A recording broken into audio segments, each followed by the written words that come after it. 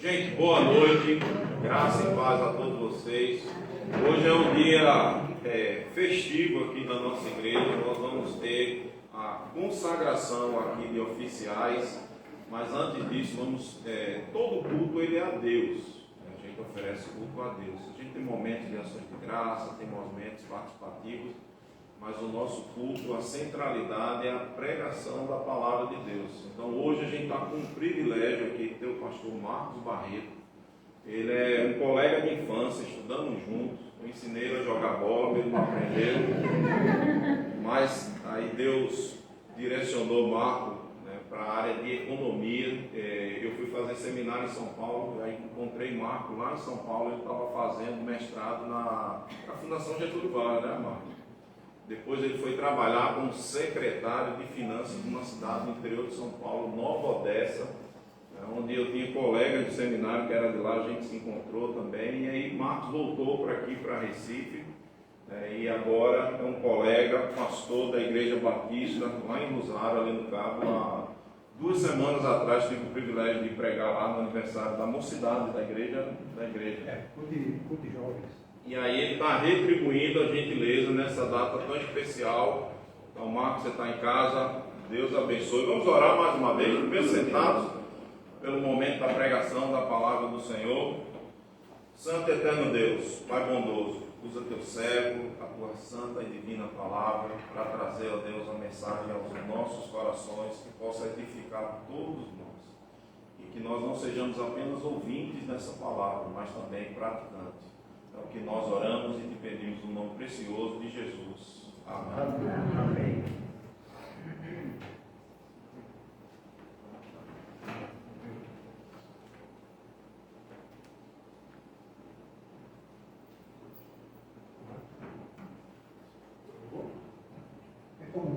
Chegou agora. Agora chegou o som. A graça e a paz, meus irmãos, motivo de alegria estar aqui novamente. Mas Kennedy só errou a data. Foi semana passada, mas já faz tanto tempo. Parece. Foi semana passada, culto jovem que a gente tem lá na igreja. Eu estou pastoreando essa igreja há 3 anos. Eu estava pastoreando aqui em Recife, e essa igreja estava sem pastor. Eu até comentando que eu estou lá fazendo um trabalho de replantação da igreja. Porque a igreja foi uma igreja que se dividiu, a igreja que passou por problemas sérios. E pela misericórdia de Deus eu estou lá. Vou fazer 3 anos de forma oficial, e um ano que eu fui ajudar um amigo que era pastor, que ele também conhecia, pastor Adonias. Nós estávamos lá. E eu estava calculando hoje o tempo que eu vim aqui, faz mais de 4 anos.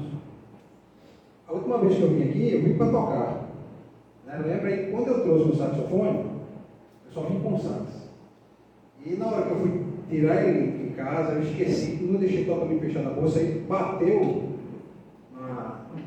na quina eu acho que foi na mesa, foi de uma cadeira. O instrumento musical é algo muito sensível, ele não pode levar pancada. E eu vim embora. Chegou aqui que foi tocar, cadê essa som? Porque ele empenou 2 chaves, eu levei para ele consertar, tinha 2 chaves empenadas. Aí eu não lembro que tinha um irmão que estava lá de cá, disse, pastor, o senhor devia ter trazido outro, porque eu já tinha tocado algumas vezes aqui. Ele disse, é mesmo, né? Mas se eu tivesse trazido outro, não tinha tido problema. Mas dessa vez eu trouxe mais 2. Eu trouxe um outro sax e uma flauta, para não ter problema, não tem como não tocar, né? Então, meus queridos, vamos agora abrir o Evangelho segundo Marcos, o Evangelho de Jesus segundo Marcos, capítulo 1, do versículo 14 até o 20. Evangelho segundo Marcos, capítulo 1, do versículo 14 até o 20.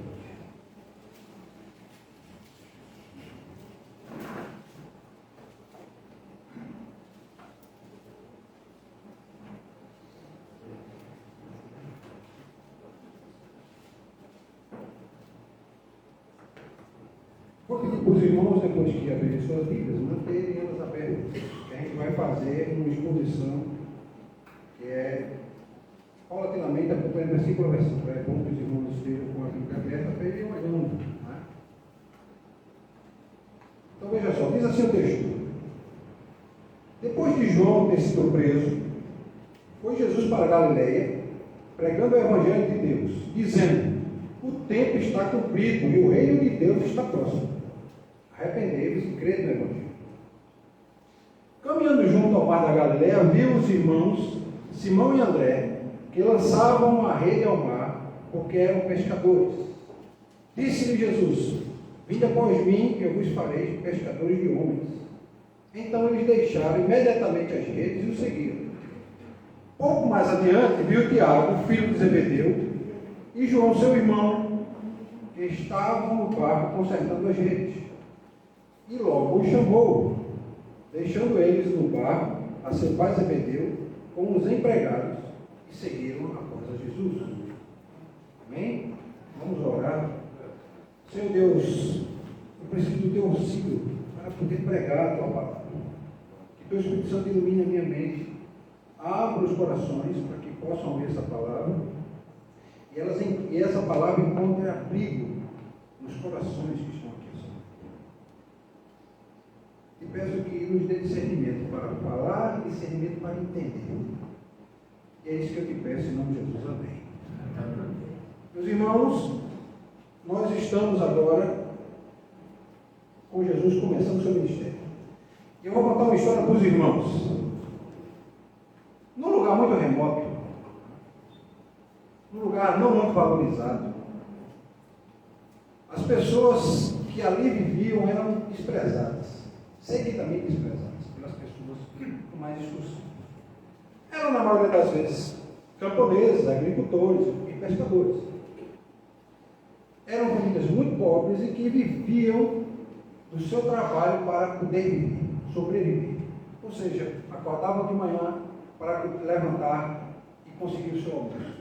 Depois que almoçavam, continuavam a trabalhar para levantar a sua janta e o seu café da manhã do outro dia. E a vida seguia nessa rotina.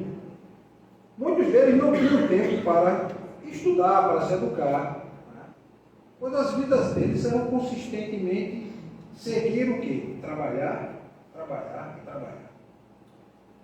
E essas pessoas trabalhavam duro, sol a sol, não havia feriado nem férias, os únicos dias de descanso eram no sábado ou no domingo, mas elas trabalhavam. Por outro lado, as pessoas que eram mais instruídas não viviam nesse lugar, mas quando viam essas pessoas humildes passarem, elas até xingavam essas pessoas, porque elas tinham pouco conhecimento intelectual. Só que um dia, nessa região pobre, chegou um professor, que vinha de um lugar distante, que tinha uma forma de ver a vida bem diferente daquela que as pessoas estavam acostumadas a ver a vida.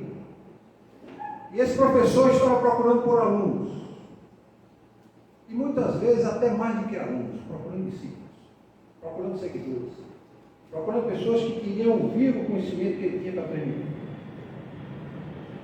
E ele encontra algumas pessoas, mas eles não viam essas pessoas como os intelectuais viam as pessoas. Ele via valor nessas pessoas. E sabia que elas poderiam ir além daquelas condições que elas tinham. Dos vários alunos que ele podia escolher, ele podia ter escolhido os mais inteligentes, mas ele preferiu escolher os mais simples, os mais iletrados, os que tinham mais dificuldade para entender as coisas. E ele foi buscar pescadores e camponeses. Esses alunos, como nós sabemos, como qualquer outro ser humano, não é perfeito. E o professor ensinava, mas nem sempre obtinha a resposta dos seus alunos quando indagava os alunos a respeito dos assuntos que ele lhes tinha ensinado e que esperava deles eles terem aprendido, mas eles tinham dificuldade. Então não dava respostas corretas, mas mesmo assim o professor não se cansava e continuava ensinando. Às vezes eles eram reprovados em alguns exames, às vezes ele tratava de formatura, mas porque ele amava essas pessoas. Muitas vezes esses alunos até faziam perguntas estúpidas. Muitas vezes perguntas sem sentido. Mas o professor tinha sempre que ensinar as mesmas lições sempre. Então imagina alguém que você ensina que 2 mais 2 são 4. Então você ensina e pergunta, quanto é 2 mais 2? É 5, é 3. Aí você ensina de novo. Até que você ensina pela 10ª vez, é que a pessoa começa a entender e não esquece mais. Então ele tem essa paciência para ensinar. Né? Muitos desses alunos não estão dispostos a fazer sacrifício. Quando iam fazer os exames, já diziam, olha, estou cansado e eu vou chutar as questões, como muitas vezes alguns estudantes fazem, né?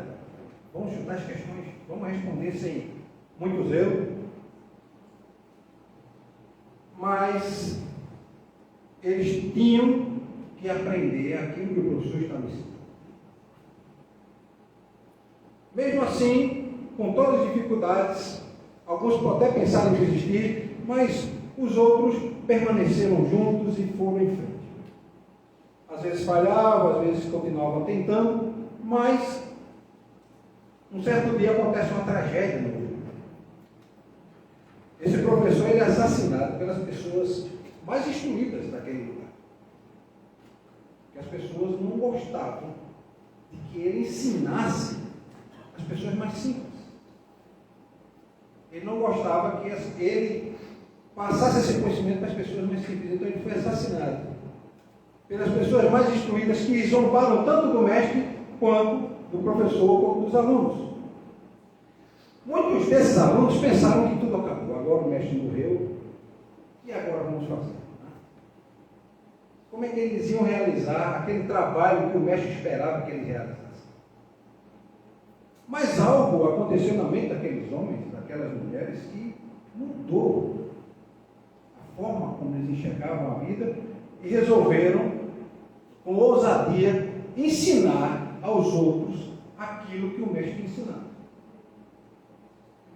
E isso renovou o quê? A esperança no coração deles.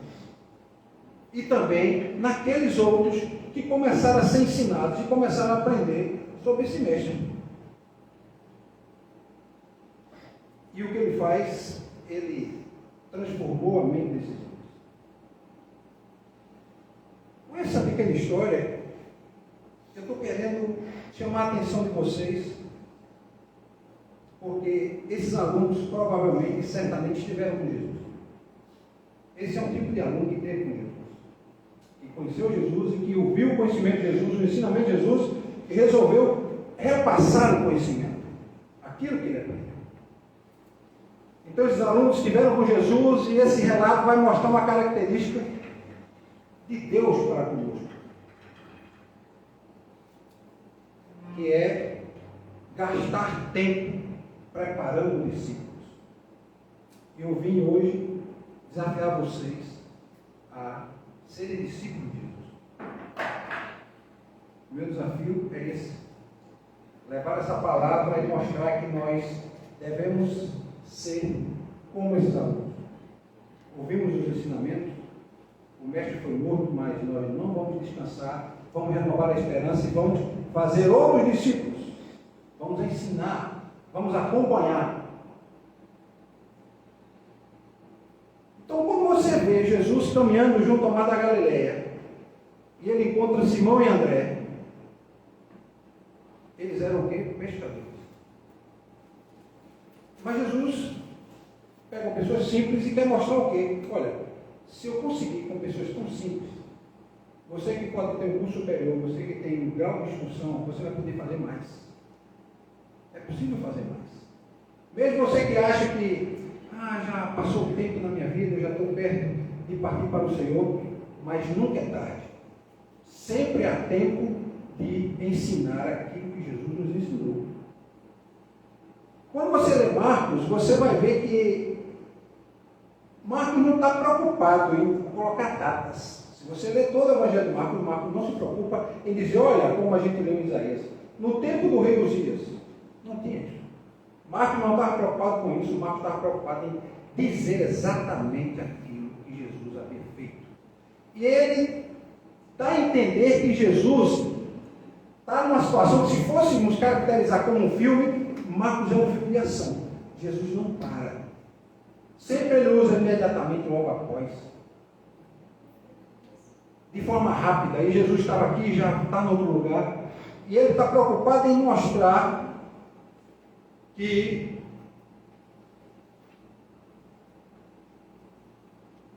Jesus não pode perder tempo.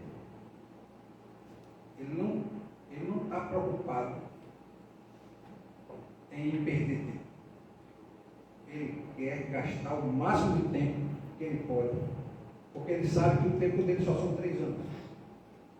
E ele tem que ensinar essas pessoas para que depois que ele partir, o Evangelho possa ser pregado e chegar até nós hoje. Então observem que João está dizendo que o tempo está cumprido, que o reino de Deus está próximo, arrependei-vos e crede no Evangelho. As boas novas de Jesus, que é o que Marcos quer nos trazer, ele quer lembrar que João está falando que as pessoas precisam de perdão. E que Jesus vem mostrar como receber esse perdão. Então você vê que o texto diz assim: depois de João ter sido preso, foi Jesus para a Galiléia pregando o Evangelho de Deus. O próprio Jesus dizia: o tempo está cumprido, o reino de Deus está próximo. Arrependei-vos e crede no Evangelho. Mas João antes dizia o quê? É bom se arrepender. Se arrependam, se arrependam, se arrependam. E eu estou preparando o caminho, porque vai chegar alguém que eu não tenho condições nem de amarrar essa velha dele. E esse é que vai trazer o perdão que vocês precisam em definitivo. E Jesus chega e diz: olha, uma pregação curta, direta e clara. O tempo está cumprido e o reino de Deus está próximo. Arrependei-vos e crede no Evangelho. Então, primeiro a gente vai ver Jesus já dizendo que ele é o perdão. Que o reino é o reino de Deus encarnado. Logo depois, Jesus começa a caminhar pelo Mar da Galileia. E o Mar da Galileia, na verdade, é um lago de água doce. Quem já visitou aquela área já viu como é que é. Mas para os que não visitaram, são 14 quilômetros de largura por 21 de comprimento. E em locais do Mar da Galileia, do lago ou Mar da Galileia, pode chegar até 28 metros de profundidade. É um lago de água doce, tem peixe. O peixe comum da região é a tilápia. Já chegaram até a descobrir fósseis que dataram de mais ou menos da época de Jesus, e era uma tilápia. Então provavelmente Jesus comia muita tilápia. Mas ele encontra quem? Encontra Simão e André, e se aproxima deles e diz assim: olha, vinde após mim e eu vos farei pescadores de homens. Eles então, aí vem Marcos com essa marca, né, com essa palavra imediatamente. Marcos é o tempo todo imediato. Ou seja, não podemos perder tempo. Devemos pregar o Evangelho, ensinar o Evangelho, fazermos discípulos e imediatamente depois que formarmos, temos que formar outros. Então, quando Jesus está começando a pregar, ele encontra esses 2 discípulos e depois mais 2. E é interessante que quando você vê Jesus dizer isso, disse Jesus: vinde após mim, eu vos farei pescadores de homens. A impressão que Marcos dá é que a gente está caminhando com Jesus, imagina você está caminhando com Jesus, Jesus vê os 2, olha, vem cá, vocês vão me seguir a partir de hoje. E alguém olha assim: quem é esse? E não é bem assim. Esses homens já seguiam João Batista, já conheciam, já tinham ouvido falar de Jesus a respeito de João Batista, já tinham ouvido Jesus falar algo para eles, provavelmente foram testemunho do batismo de Jesus. E eles agora estavam confirmando que eles iam dizer: olha, agora que João está preso, não vamos mais seguir João, agora a gente tem que seguir Jesus. Então eles deixaram imediatamente a rede e o seguiram. Pouco mais adiante, viu Tiago, filho de Zebedeu, e João estavam no barco consertando as redes, e logo os chamou, deixando eles o barco a seu pai Zebedeu e os empregados, e seguiram após Jesus. Então você vê que versículo após versículo, Jesus convida e é imediatamente atendido. Interessante, meus irmãos, que quando Jesus começa a falar a primeira frase clara que Marcos grava aqui é dizer que o reino de Deus chegou. O reino de Deus chegou. Enquanto que João estava dizendo, olha, o reino de Deus vai chegar, o próprio Jesus diz, olha, o reino de Deus chegou. Ou seja, a mensagem do Evangelho, esse Evangelho que Jesus vinha pregar, essas boas novas, traz o que? Um senso de urgência. Porque ele diz, olha, o reino de Deus está próximo. Arrependei-vos e crede no Evangelho. Arrependei-vos é uma ordem. Ele não está pedindo assim, por favor, me escute e se arrependa. Não, se arrependa. Então ele começa pessoalmente a ensinar esses homens, mas eles não devem esperar o cumprimento da profecia. A profecia se cumpre em Jesus.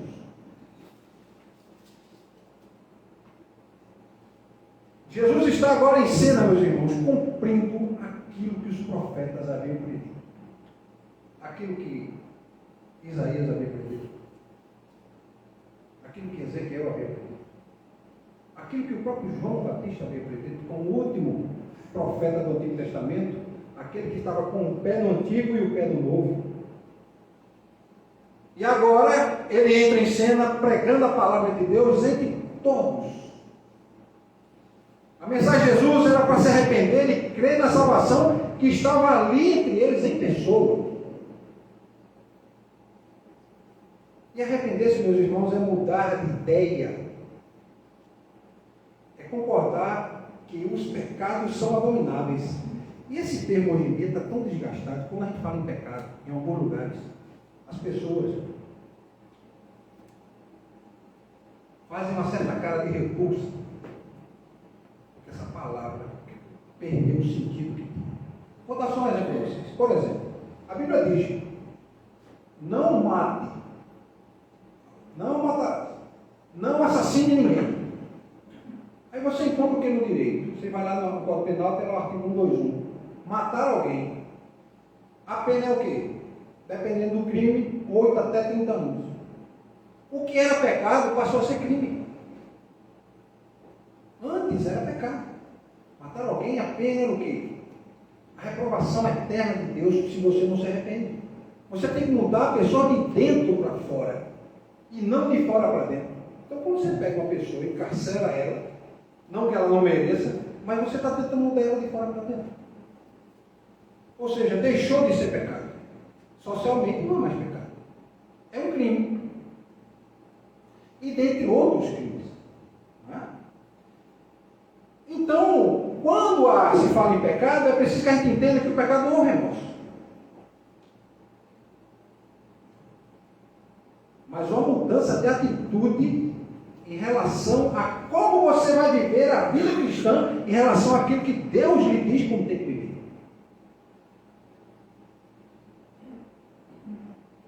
E é preciso, meus irmãos, acreditar que essa palavra é a palavra de Deus. Porque se você não acredita, fica muito difícil. E olha que muitas vezes tem muitos crentes que passam a semana vivendo da seguinte forma. Convivem com Satanás a semana toda e só pegam na sua Bíblia no domingo para mim. E abrem quando chegam na igreja e muitas vezes nem abrem porque projetam um texto que ele não abre. Se você pedir algum texto de algum profeta menor, ele fica para lá e para cá e às vezes pergunta, olha, onde é? Porque ele não tem o hábito de ler a palavra. Às vezes eu brinco com meus irmãos lá na igreja, eu digo, olha, quando a gente vai no domingo para a igreja, meus irmãos, Jesus já disse assim, o mundo já não maligno. O mundo já não maligno. Então, quando Jesus diz o mundo já no maligno, a ideia é o seguinte, é como se houvesse um poço, um buraco, e a terra fosse colocada nesse buraco, colocasse e se cobrisse completamente com terra. Só que aí a ideia é que o mal está cobrindo tudo. Ou seja, se o mundo já não maligno, Satanás não está preocupado com as pessoas lá. Tem que se preocupar com as pessoas que estão aqui dentro. Ou com as pessoas que estão caminhando, vindo para cá. Porque as pessoas que estão lá fora já são dele. Por que ele vai me preocupar com o que é meu? Eu tenho que me preocupar com o que não é meu, o que eu tenho que tentar criar um problema e impedir que ele vá conheceram a Cristo. Tem um autor chamado C.S. Lewis que diz o seguinte, que Satanás adora dois tipos de pessoas. Aquele que diz que ele não existe, e aquele que tem uma obsessão muito grande por ele. Ele chega e faz o quê? Às vezes eu brinco com ele, como eu disse com os irmãos. Ele senta na esquina e vem a pessoa, às vezes caminhando, vem de carro, aí tem lá uns 3 ou 4 demônios lá e diz, olha, cadê o teu discípulo? Está vindo? Não, ele está vindo agora, eu vou entrar com ele. E aí ele dá de braço com ele e entra nele. E eu digo para os irmãos, meus irmãos, por que isso acontece? Porque você não conhece a palavra. Jesus diz, vocês erram por não conhecer as Escrituras. E, infelizmente, a gente vive uma época em que as pessoas não têm tempo de ler. Se você prestar atenção, e porque as pessoas muitas vezes não se atentam a isso, mas se você pegar o seu celular, e você colocar um contador de tempo nele, tem até problemas para isso, vocês vão se assustar o tempo que nós gastamos com o celular. Na época que eu nem seminarista era, né? Depois é que eu fui ser seminarista lá na México, e eu tinha comprado um iPhone, e aí eu lembro que uma vez eu vi uma reportagem falando para contar o tempo, e ele mostra lá o tempo. Um belo dia eu fui abrir para ver, numa semana, eu passei 24 horas com o celular. Numa semana. Ou seja, eu joguei um dia da minha vida fora, olhando o celular. Eu tomei um susto tão grande que eu fiquei assim assustado com o tempo que eu perdia. Não que é algo que não seja bom, é bom sim. Ele é útil. Mas nós temos que saber dosar o uso dele, porque muitas vezes ele nos atrapalha nesse convívio com Cristo. Nós sabemos, meus irmãos, que os cristãos não são perfeitos. Mas essa inclinação de viver uma vida distante daquilo que Deus quer, ou seja, viver aquela vida pecaminosa em que muitas vezes nós temos pecados que nós temos vergonha até de dizer em oração silenciosa. Não é oração audível, você está sozinho e você sabe que aquele pecado acompanha você. Aí você diz, rapaz, eu tenho vergonha até de dizer ele para Jesus. É nesse ponto que é preciso transformar a mente para que você sinta o desejo de viver para Deus. E dizer viver para Deus, meu irmão, não é viver na clausura, como muitas vezes as pessoas pensam. É viver para Deus, como Paulo diz, olha, você tem que viver constantemente orando. E muitas vezes eu não entendia. Eu dizia, meu Deus, quer dizer que se eu estiver no caminho andando, eu tenho que parar, fechar os olhos e eu tenho que orar ali? Não. Eu tenho que estar muitas vezes conversando com Deus e meditando. Quando eu vinha para cá, eu vinha pensando, meu Deus, o que é que eu vou falar para as pessoas? Porque vejam só, é um desafio quando a gente pregar na igreja, ter algum colega. Por quê? Porque a gente não sabe o público, os irmãos, quais são as necessidades, quais são as dificuldades. Eu da minha igreja eu sei, então quando eu preparo o sermão, eu já sei as necessidades dos irmãos. E eu fiquei pensando a semana toda, o que é que eu vou pregar para eles? E eu pensei, orei, pedi a Deus e dei de cara com esse texto. Vou falar sobre discipulado. Então chama a atenção que o discípulo ele tem que ter transformação na mente dele. É aquele caso dos alunos que resolvem agora, vendo que o mestre está morto, que o seu professor foi morto, foi assassinado, não ficar calado, eu vou pregar o Evangelho. Gente, vocês não têm ideia como a vida das pessoas anda vazia aí fora. O vazio existencial, as pessoas preenchem com qualquer coisa. É preciso levar o Evangelho a essas pessoas. Não ter medo, não ter vergonha. É por isso que Paulo diz, olha, eu não me envergonho do Evangelho, porque é poder de Deus para transformar todo aquele que quer. Quando eu vou para a universidade, eu ainda estou fazendo curso de filosofia, e muitos ateus, tem alguns crentes agora que resolveram fazer filosofia. E até brincou comigo, disse, pai, como é que foi no começo? Eu disse, olha, no começo foi difícil, porque era praticamente eu só aqui, tinha mais 2 ou 3 crentes. Mas tinham medo de falar porque você está no terreno inimigo. Você está lá, você falar de Jesus para um filósofo é uma heresia, né? É quase uma loucura. Ele vai olhar para você e vai gargalhar de você. E eu mesmo assim eu dizia para ele, olha, a gente tem que falar. Não pode se calar, a gente pode ter vergonha. A gente tem que falar daquilo que a gente crê. Eu sempre digo, olha, eu não conheço outro ensinamento que possa transformar a vida do homem do que o Evangelho de Jesus. Querendo, enquanto a gente já andou muito em vários lugares, a gente conheceu todo tipo de gente. Né? Palavra da vida mesmo, no acampamento via cada um. Quando o cara ia dar o testemunho, você olhava, rapaz, esse cara fez isso tudo, mas quem mudou a vida dele? Jesus. E lá na faculdade, eu tenho um rapaz que ele estava desviado, vamos dizer assim. E ele disse, olha, pastor, eu estava em igreja, mas muitas questões não me respondiam, e eu estudando filosofia, eu disse, olha, você tem que entender uma coisa. O Evangelho de Jesus está acima de qualquer outro conhecimento. Acima de qualquer outro conhecimento. Porque ele transforma. Ele faz o quê? Ele pega homens que eram, por exemplo, de Betsaida, como Pedro e João, como Simão, como no caso André também, que era o povoado pesqueiro, que as pessoas viviam para a pesca, e ele faz o quê? Ele encontra esses homens lançando a rede ao mar e diz, olha, eu quero transformar você em pescador de homens. Jesus quer fazer isso, quer transformar você em pescador de homens. E eu disse para ele, olha, o que Jesus nos faz e nos envia é para que a gente pesque homens. E minha função aqui é pescar você. Então eu ficava conversando com ele, quando é agora, já depois de uns 2 anos, né? Ele voltou para a igreja, e ele tem sempre conversa comigo, de vez em quando umas ideias, e a gente assiste umas aulas lá, e de vez em quando fala umas maluquices nas aulas, né? E eu digo para ele assim, olha, que a gente tem que ter o foco da gente é em Jesus. Todo esse conhecimento é importante, você faz como Paulo diz, a gente escuta, a gente processa a informação, a gente confronta com o Evangelho e vê, peraí, isso aqui não me serve. Isso aqui é interessante, isso aqui me serve, então eu vou usar. Então nós como discípulos temos que fazer discípulos aonde a gente está.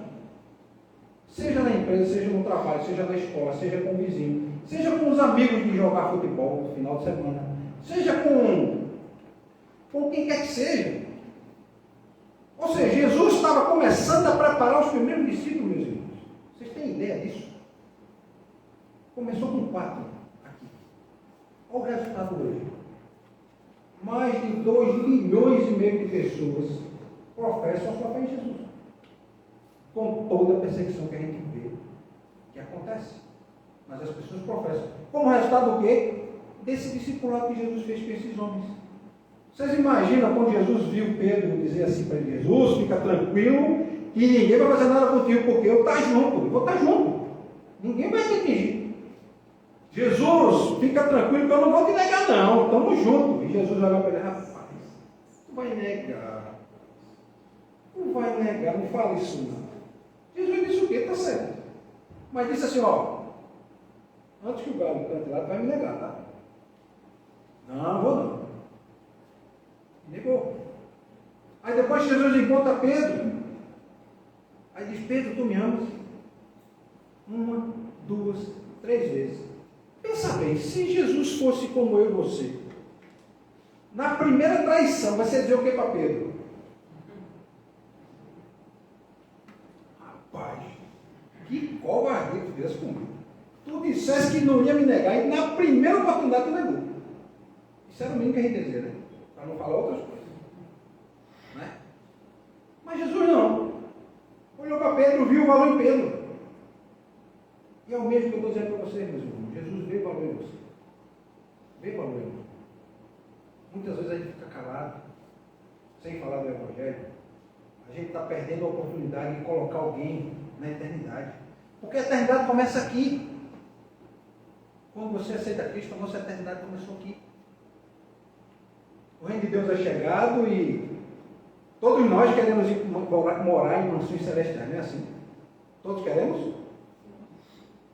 Mas ninguém quer morrer.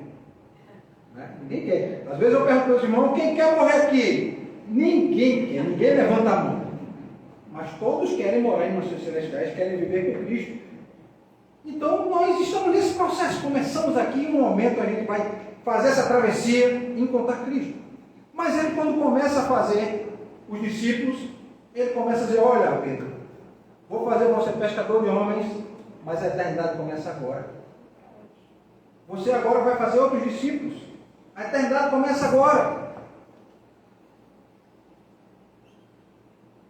Quando Jesus encontra esses homens eram pessoas ocupadas.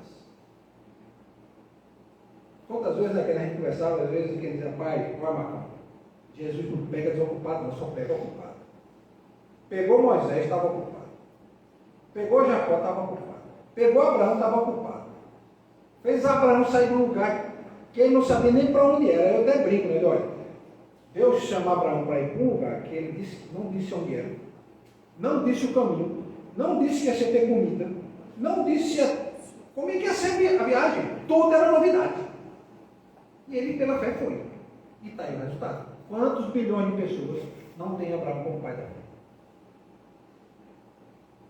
Então, quando Jesus pega e chama esses homens, Jesus faz um milagre, meus irmãos, com esses homens. Transforma eles de pescadores de peixe em pescadores de homens. E o interessante é que nesse texto aqui não fala, mas Lucas fala o seguinte, que Jesus nesse encontro aqui, no interregno desse encontro, Jesus chega e vê os discípulos lá e muita gente se juntando e diz, olha, dá para eu falar para esse pessoal aqui no barco? Aí Pedro diz, Jesus, vem para cá. Eu imagino que Pedro segurou o barco e Filipe e Tiago estavam lá do outro lado segurando o barco. Jesus falando para as pessoas. Quando Jesus termina de falar, ele diz, e aí, como é que vai a pescaria?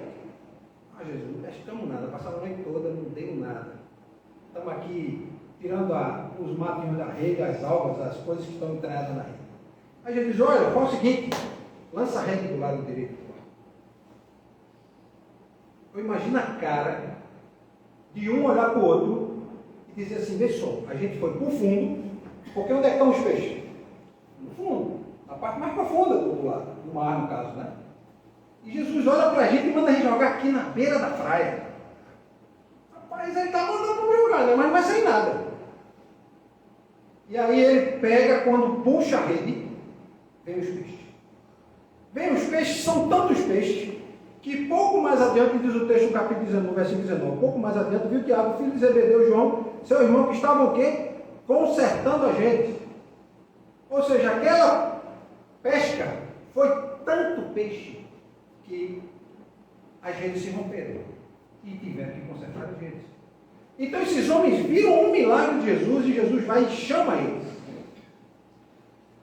Então, a gente tem mais uma lição aqui. O reino dos céus, meus irmãos, é como uma rede que apanha muitas pessoas. Mas nós temos que lançar a rede. Nós temos que lançar a rede. Nós não podemos ficar com a rede nas mãos. Nós temos que lançar a rede e puxar a rede mesmo que seja na beira do mar. O interessante é que alguns vão vir, mas a responsabilidade não é nossa. Se ele não conseguir continuar na fé, como nós dizemos, se ele não seguir a caminhada cristã. A nossa função é falar do Evangelho, ensinar. Né? Porque ele tem um amigo em comum nosso, né? César, e que ele foi resultado do Evangelho de César. Né? E engraçado que César me encontrou. César é um rapaz, hoje é vereador na cidade, e ele, quando se converteu, ele, assim, foi uma transformação, foi um abalo para o jovem da época, porque envolvido com droga. Né? Era um boyzinho, um playboy, né? Porque o pai dele vivia uma condição financeira boa, e a gente era mais humilde, mas assim, tinha aquele cara com uma referência, vamos pensar assim, de nós que não éramos crentes. Aí eu me converti, eu fui de 87, né? Que ele foi de 89, 2 anos depois. Quando é um belo dia, aí César comentou contigo, né, que chegou na igreja, passou na frente da igreja, sentiu vontade e entrou. Aí sentou lá e disse, rapaz, eu sentei. De repente, um cara pregando e ele disse, pô, esse cara é de algum lugar. Diz que o rapaz que estava pregando olhou para ele e disse, César, olha o cara que me evangelizou e eu entreguei a vida a Cristo. E disse que César olhou para um lado, olhou para o outro, quis se esconder, né?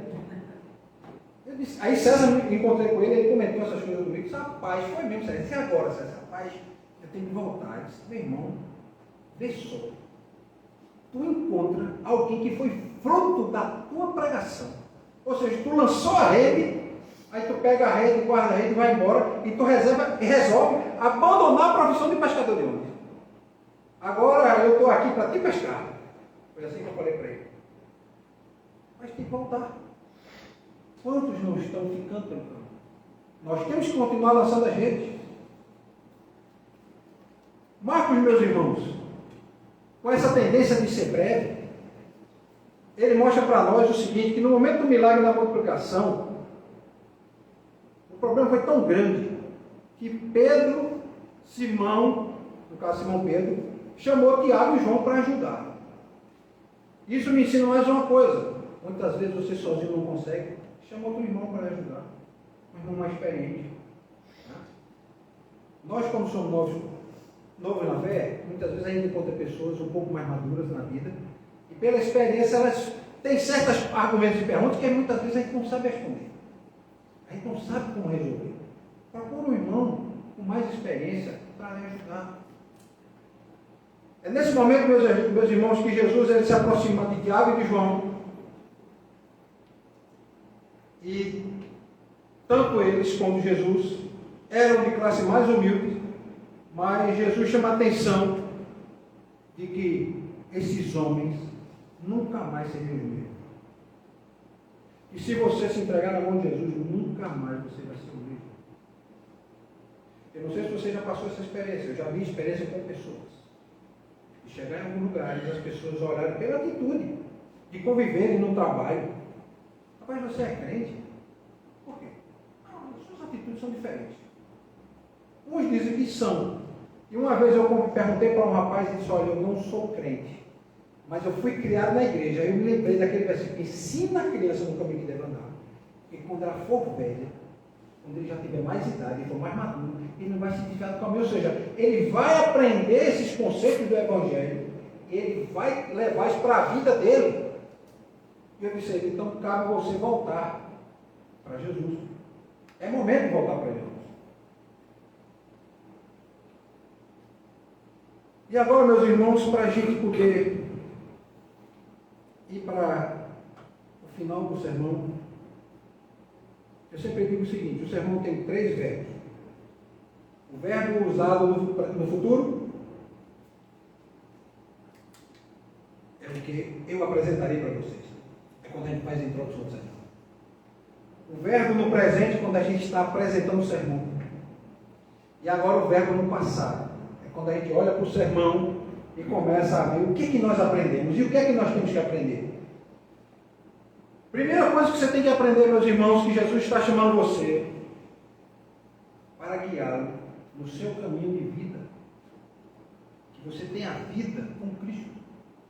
Não há outra forma de ter vida e uma vida feliz que não ser com Cristo. Agostinho, um grande filósofo do quarto século, dizia o seguinte: olhei em volta, procurei a felicidade e eu só encontrei a felicidade em Deus. A vida abundante só com Cristo. E quando você tem vida abundante, o que é que você sente? Sente vontade de compartilhar. E é aí o momento em que você começa a falar do amor de Deus para as pessoas. Jesus quer entrar na sua vida, quer mudar você de dentro para fora. É preciso mudar de dentro para fora. Não é só obter o conhecimento intelectual, é preciso esse conhecimento vir de dentro, ser transformado a sua alma pelo conhecimento do Evangelho. Jesus também quer dar significado profundo, meus irmãos, à vida de cada um de nós, para que nós possamos ser pescadores de homens. A vida de Pedro não foi mais a mesma, a vida de Mateus, de Marcos, a vida de João, de todos os discípulos de Jesus não foi mais a mesma. Aqueles homens tiveram a mente transformada, ao ponto em que eles mudaram a história da humanidade. Pregaram o Evangelho. O poder não estava neles. E eu lembro da cena de Pedro chegando mais ou menos 90 dias depois de Jesus ter sido crucificado. Uns 30 dias depois de Jesus ter ascendido aos céus. Aí João volta para onde? Para aquele lugar onde as pessoas que viam Jesus queriam condenar Jesus à morte e fizeram isso. Aí Pedro chega na porta do templo, aí encontra um cidadão e diz: olha, Pedro, tem algum dinheiro? Não tenho dinheiro, mas o que eu tenho eu vou te dar. Em nome de Jesus, levante e anda. Esse poder que foi dado a ele está disponível para nós, para mim e para você. Cabe nós deixarmos o quê? Que o Espírito Santo nos use para que a gente possa nos transformar, para que a gente se transforme em pescador de homens. Ele está chamando, meus irmãos, para que você siga ele. E minha pergunta é: você vai seguir Jesus? A minha pergunta é: quando é que você vai começar, se você não começou ainda? Vai ser agora? Vai ser essa semana? Quando é que você vai começar a seguir? Você não pode esquecer que você tem que mudar de dentro para fora, e esse processo só pode acontecer quando o Evangelho entrar dentro de você.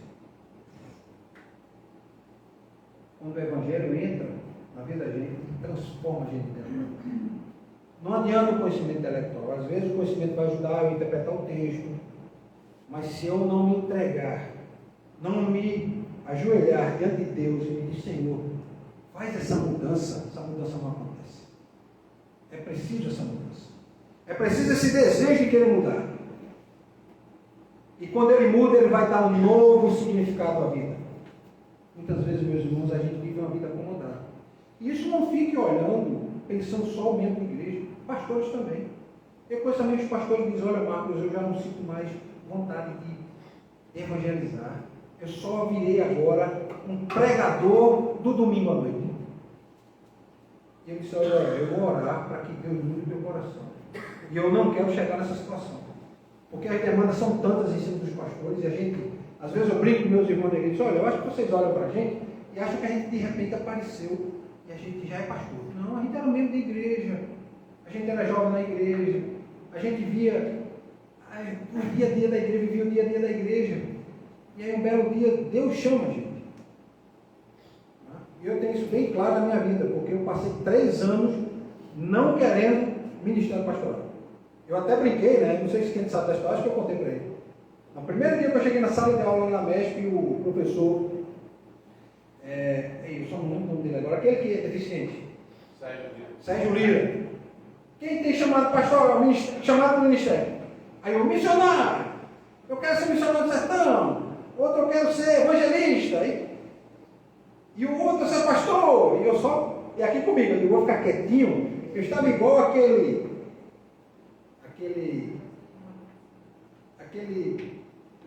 ator, né, que é da escola dos irmãos, dizia: meu Deus, ele já me achou aqui. E eu estava lá escondidinho para ninguém me ver.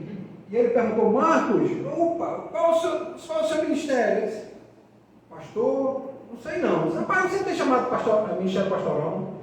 Pastor, eu vou lhe dizer bem sincero, Deus me livre eu querer ser pastor. Aí ele olhou para mim assim e disse: o quê? Deus me livre, todo mundo riu, né? Aí quando eu era seminarista em Olinda, e eu já tinha passado 2 anos, e enquanto eu estava sendo seminarista, estava muito bom. E eu estava com aquela situação, estava com as redes guardadas. Ia no domingo, cumpri minha obrigação de seminarista. Há um belo dia o pastor chegou assim para mim e disse: Marcos, a igreja quer fazer o seu concílio. Aí eu disse: rapaz, agora o negócio complicou, eu não quero. Aí eu disse: pastor, eu não quero. Não quer, não. Como é que não quer, rapaz? Todo mundo chama você de pastor. Ele disse: pastor, teve um aqui que veio me chamar de pastor, eu disse que não me chamasse de pastor. Aí ele deu a primeira repreensão em mim: Marcos, as ovelhas reconhecem o pastor. Então, meus irmãos, resultados. Estou aqui hoje já com 10 anos de ministério e não me vejo fazendo outra coisa, a não ser pregando o Evangelho de Cristo. É preciso então que a gente tire as redes, desembarace as redes, limpe as redes e comece a lançar as redes e usá-las para pescar homens e mulheres, jovens e velhos, meninos e meninas, crianças e idosos, porque senão um dia seremos cobrados, porque fomos chamados para ser pescadores de homens e nos deram a rede e nós não pescamos ninguém. Vamos orar. Senhor, Meu desafio aqui é que as pessoas tirem a rede do armário, dos seus armários, dos seus quartos, de todo lugar, para que possam se tornar discípulos e pescadores de homens. Eu vou fazer exatamente como eu fiz na minha igreja, Senhor. Que eu disse assim, que o Senhor incomode você, que você não durma essa noite. Que Deus converse com você essa noite. Que Ele incomode você. Que Ele fale ao seu coração. Como falou o meu coração, falou o coração de tantos outros pastores, que hoje dedicam a vida para pregar esse evangelho, para pescar homens. Precisamos levar esse evangelho para toda a sociedade, para nossos vizinhos. A gente não precisa estar tão longe. Jesus desenvolveu o ministério dele perto de casa. E que o Senhor incomode esses homens e essas mulheres aqui dessa igreja. Que o Senhor fale o coração deles. Que o Senhor incomode eles a semana toda, dizendo: eu quero você sendo pescador de homens e de mulheres. E eu te peço, Senhor, acompanha eles durante essa semana e sempre. No nome de Jesus, amém. Amém.